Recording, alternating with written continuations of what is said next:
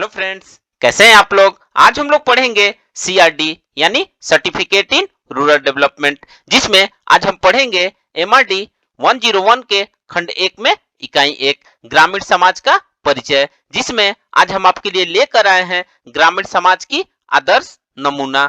तो video start करने से पहले जो भी फ्रेंड्स हमारे चैनल पर नए आए हैं कृपया चैनल को सब्सक्राइब कर ले और बेल आइकन को प्रेस कर दे, ताकि जो भी लेटेस्ट वीडियो हमारे चैनल पे आए वो सबसे पहले आपको मिल सके। तो आइए ज्यादा टाइम को न किल करते हुए चलते हैं अपने टॉपिक पर, ग्रामीण समाज का आदर्श नमूना।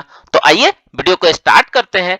ग्रामीण शब्द का अर्थ ग्राम, देहात या लोक समाज जैसे शब्दों से अदल बदल कर प्रस्तुत किया जाता है। समाज शास्त्रीय साहित्य में ग्रामीण समाज के लिए इन शब्दों से हम सर्वाधिक ग्राम शब्द का प्रयोग ही करते हैं। देहात अर्थात कंट्री साइड शब्द का प्रयोग आमतौर पर पश्चिमी जगत में किया जाता है। मुख्यतः इसका अर्थ ऐसे स्थान से है जो शहर की भीड़ भाड़ से दूर किसी शांत जगह पर स्थित हो और जो प्रकृति के निकट हो। वहां लोग कंट्री साइड में आराम करने जाते हैं।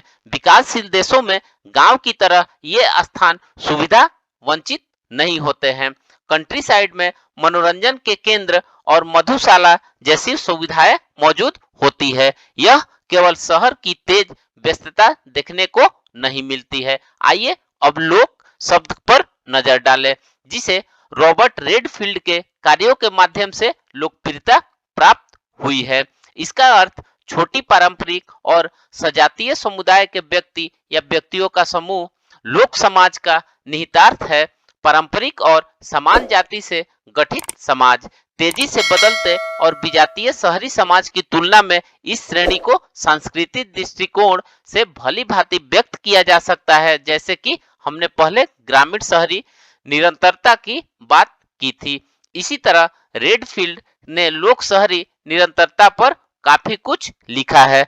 लोक समाज अतीत के झरोखे में छिपा है। रेडफील्ड के अनुसार इसका अर्थ है कि इसके अपनी मूल विरासत से पूरी तरह संतुष्ट है और अपनी परंपरा पर आज भी इन्हें गर्व है। परंपरा का अर्थ समाजशास्त्रियों के दृष्टिकोण से सामाजिक व्यवहार और विचारधारा के रूढ़िगत स्वरूप से है, अर्थात जो व्यवहार और विचारधारा काफी समय पहले विकसित की गई थी वह आज भी और हमेशा वैसे ही कायम रहेगी और उसकी हिफाजत भी वैसे ही होती रहेंगी।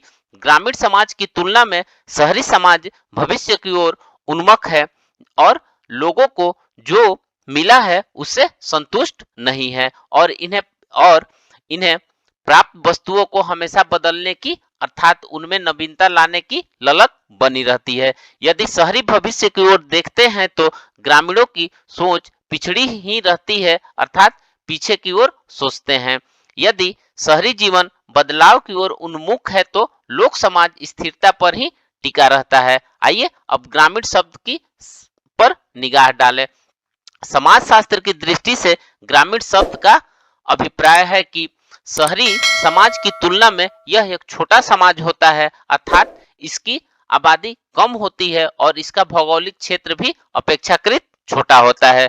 जरूरी नहीं है कि ऐसे समाज में पुलिस, अस्पताल, स्कूल, डाक, क्लब जैसी बुनियादी सुविधाओं की व्यवस्था हो, और यदि कुछ सुविधाएं मौजूद भी होती है तो बहुत अधिक नहीं होती है।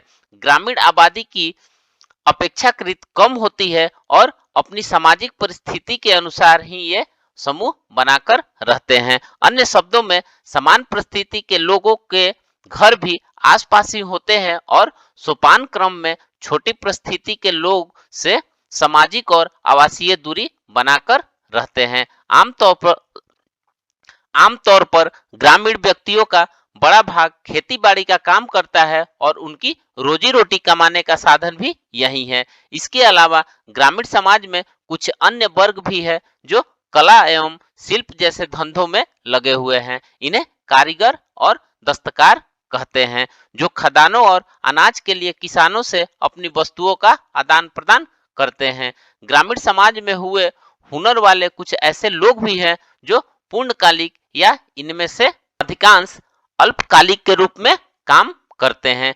विशेष स्वरूप से मानसून के दौरान दस्तकार और कारीगर भी खेती बाड़ी से जुड़े कामकाज करते हैं और ऐसे हुनर वाले लोगों और छोटे किसानों के कृषि उत्पाद उनकी अपनी घरेलू जरूरतों को पूरा करने के काम आते हैं।